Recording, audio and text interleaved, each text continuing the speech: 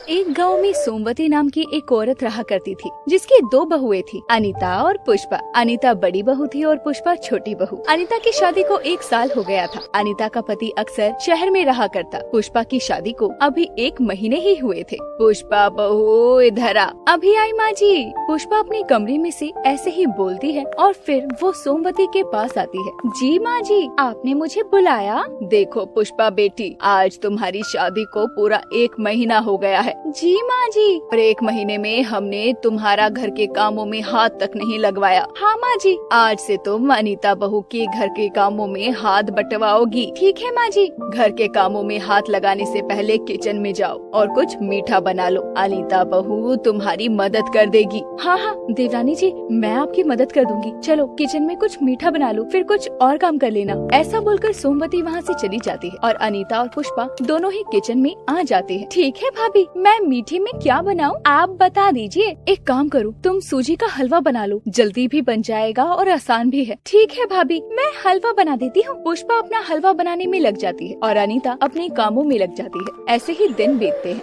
और अनीता और पुष्पा दोनों ही मिलकर घर का काम करने लगती है। सोमवती को अनीता का किया हुआ काम कभी भी पसंद नहीं आता। वो उसके किए हुए काम जैसे कि सफाई की गलतियाँ निकाला करती। अनीता बहू देखो, इस कमरे में बहुत जाले हो गए हैं, तुमने ये साफ क्यों नहीं किए? मम्मी जी, अभी परसों ही तो किए थे, मैं फिर कर देती हूँ। अरे तुम तो रहने ही दो, मैं खुद कर लूंगी। मम्मी जी मैं कर दूंगी, आप रहने दीजिए। अरे करो जल्दी अच्छे से और सफाई से करना, एक जाला ना रहे। ऐसा कहकर सोमवती वहाँ से चली जाती है और अनीता कमरे के जाले साफ करने लगती है। ये सब पुष्पा देख रही थी। अनीता के साथ सोमवती का बर्ताव पुष्पा को बिल्कुल भी पसंद नहीं आता। ऐसे ही धीरे धीरे कुछ दिन बीत जाते हैं और सोमवती अब पुष्पा के कामों में भी गलतियाँ निकालने लगती है। पुष्पा, तुम्हें तो पोछा भी सही से लगाना नहीं आता, उसे बार बार धोकर लगाया करो, बहुत मिट्टी रह जाती है। मम्मी जी, मैं तो पोछा बार बार धोकर ही लगाती हूँ। मैं अपने घर पर भी ऐसे ही पोछा लगाती थी। ये तुम्हारा मायका नहीं है, ससुराल है। यहाँ की सफाई तो अच्छे से करो। ठीक है मम्मी जी, मैं दोबारा पोछा लगा देती हूँ। हाँ, और कमरे की सफाई दोबारा करना, वहाँ भी बहुत गंदगी है। ठीक है मम्मी जी, मैं कर दूंगी। पुष्पा को मन ही मन बहुत गुस्सा आता है।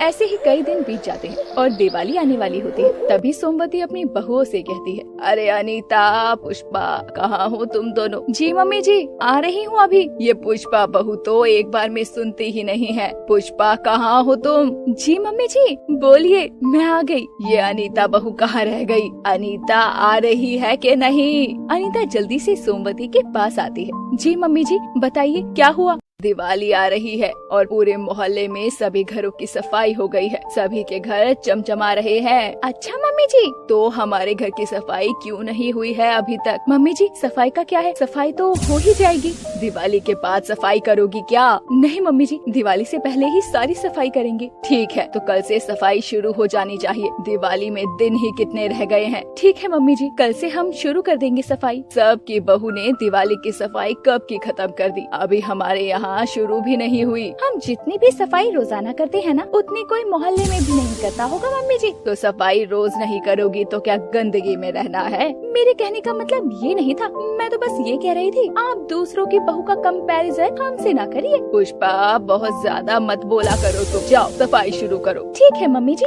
दोनों बहुएं दिवाली की सफाई में लग जाती। पहले वो लोग अपना अपना फ्लोर साफ करने लगती है। पहले ऊपर की सफाई मत करो, दोनों अपने अपने फ्लोर की सफाई करने में लग गयी। और यहाँ नीचे की सफाई कौन करेगा? अनीता भाभी है ना, वो कर देंगी नीचे की सफाई। उससे तो अपना फ्लोर ही साफ नहीं हो रहा। मैं अकेली ही क्यों करूँगी? तुम भी तो साथ करवाना ना, साथ में मिलके करेंगे। ठीक है, मैं आपकी मदद करूँगी। पहले किचन की सफाई कर लेते हैं, बाद में अपने फ्लोर की करेंगे। अच्छा ठीक है। दोनों बहुएं अपने अपने फ्लोर को छोड़कर सास की फ्लोर की सफाई करने के लिए नीचे आ जाती है और सबसे पहले किचन की सफाई करना शुरू कर देती है। ये मसाले के डब्बे तुमने नहीं धोए बहू? अभी धो देती हूँ मम्मी। पुष्पा बहू, तुमने ये टाइल्स नहीं धोई। टाइल्स साफ करने तो दो पहले, फिर बताना ना कि कहाँ से हुई है कहाँ नहीं। पुष्पा, तुम्हारी जुबान बहुत चलने लगी है, बहुत दिन से देख रही हूँ तुम्हें, बहुत जवाब देती हो मुझे। मम्मी जी, आपको जवाब देने का भी तो सोचना चाहिए ना। मैं आपको जवाब देने की सोच भी नहीं सकती, मैं तो बस बता रही हूँ आपको टाइल्स अभी साफ नहीं हुई है। दोनों बहुएं सास की इतनी सारी बातें सुनने पर भी किचन की सफाई को पूरा करती हैं और वो दोनों आपस में बातें करती हैं। बहुत हो गया मम्मी जी का, काम भी चैन से नहीं करने देती। ये तो तुम ठीक कह रही हो, मम्मी जी बड़ी है, हम कर भी क्या सकते हैं। अरे बड़ी है तो क्या, हमारा फर्ज है हम उन्हें सही गलत का फर्क बताएं। पुष्पा गुस्सा मत करो, मम्मी जी भी तो हमारी माँ की तरह है।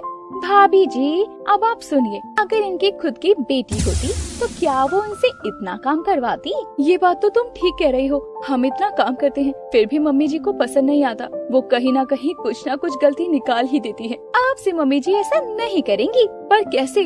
मेरे पास एक प्लान है। हम मम्मी जी को सही गलत का फर्क बता सकते हैं और ये भी सिखा सकते हैं कि किसी की बहू के साथ कैसा बर्ताव करना चाहिए। पुष्पा कैसे होगा ये सब? सब हो जाएगा भाभी, आपको मेरी मदद करनी होगी। ठीक है पुष्पा, मैं तुम्हारी मदद करूंगी।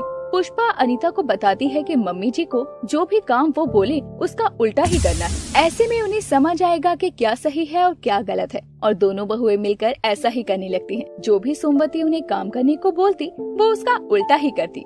बहू ये क्या कर रही हो? मैं तो तुमसे रोटी बनाने को कह कर गई थी, तुमने चावल बना दिए। मम्मी जी रोटी बनाने में बहुत देर लगती है और चावल जल्दी बन जाते हैं, इसीलिए मैंने चावल बना दिए।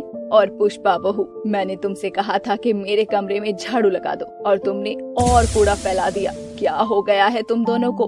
अरे मम्मी जी आप तो ऐसे ही करती हैं, झाड़ू आप लगाइए। दोनों बहुओं का ऐसा बर्ताव देखकर सोमवती को बहुत बुरा लगता है और वो अपने पति को बोलती है, महेश जी देखिए ना, दोनों बहुएं मेरी कोई बात नहीं मान रही, जो मैं बोलती हूँ उसका उल्टा ही करती हैं। बहुएं ऐसा क्यों करने लगी हैं?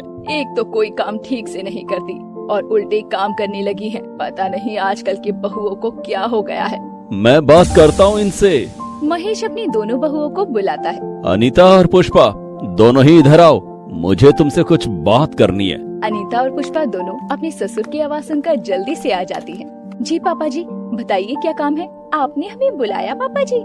मुझे तुम्हारी मम्मी बता रही थी कि आजकल तुम दोनों ही उल्टे काम करने लगी हो। पुष्पा और अनीता दोनों ही महेश को सारी बात बताती है कि कैसे सोमवती उन्हें परेशान करती है, कैसे उनके कामों में गलतियाँ निकालती रहती है।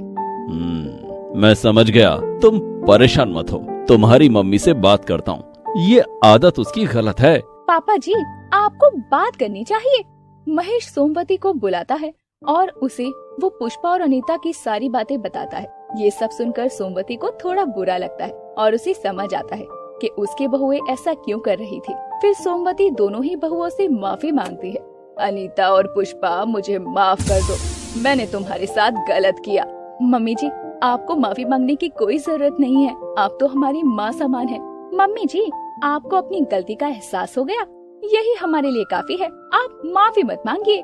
इसके बाद से दोनों ही बहुएं सोमवती से माफी मांगती है और मिलकर घर की सफाई करती है।